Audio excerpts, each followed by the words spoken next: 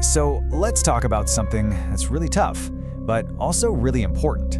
We're going to dive into the psychology of what's happening when someone intentionally hurts you. It's that question, isn't it? The one that just echoes in your head, sometimes for a long, long time.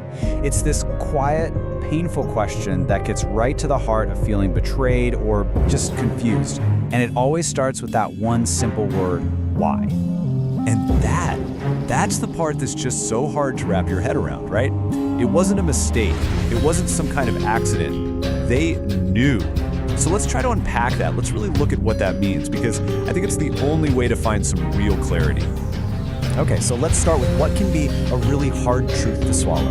We just have to accept right from the get-go that the person who hurt you, they were aware. They understood the potential consequences of what they were doing. And that's the whole point, really. This isn't about someone not knowing any better. This is about a conscious decision, a choice.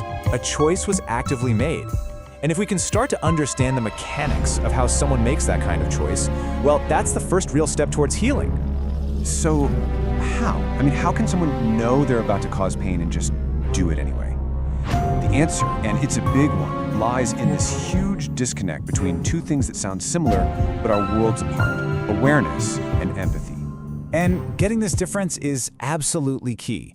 Think of it like this. Awareness is all in your head. It's intellectual. It's knowing what is going to happen, like a logical calculation. But empathy, that's in your heart. It's emotional. It's actually feeling how your actions are going to land with someone else. And here's the kicker. You can absolutely have one without the other. So what's the tool that builds that giant wall between knowing something and feeling something?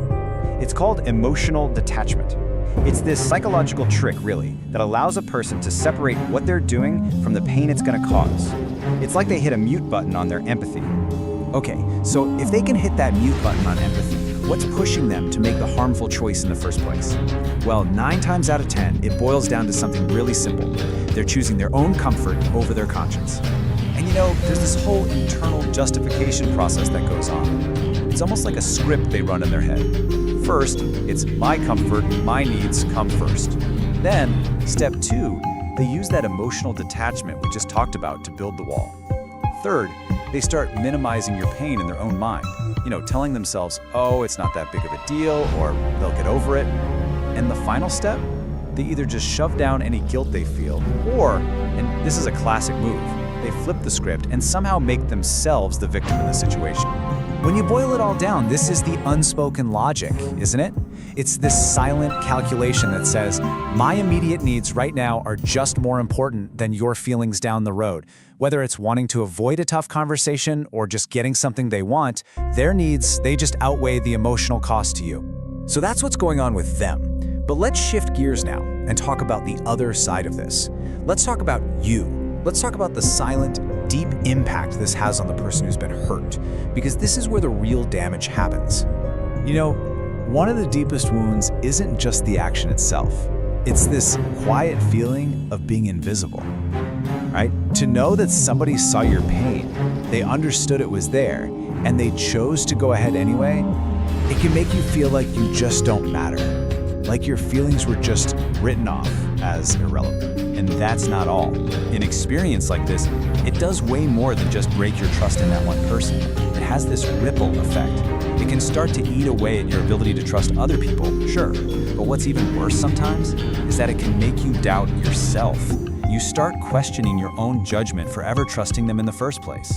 So, where does that leave you? What do you do with all of this? Well, the path forward isn't about getting revenge or even waiting for an apology that might never come. It's about something much more powerful. It's about reframing the whole thing so you can take back your self-respect and finally get some clarity. So here's what that path to clarity looks like. First, you just have to acknowledge the reality. They knew and they chose, period. Second, and this one is so important, you have to release the need to understand why.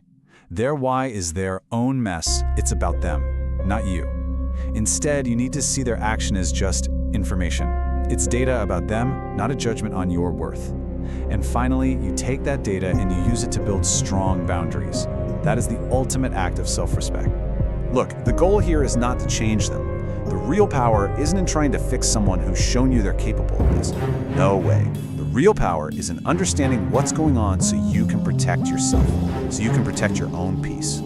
So, if you take one thing away from this, let it be this. When they made their choice, your peace was never part of their calculation. It just wasn't on the table for them. So the most powerful thing you can do now is to make it your absolute #1 priority.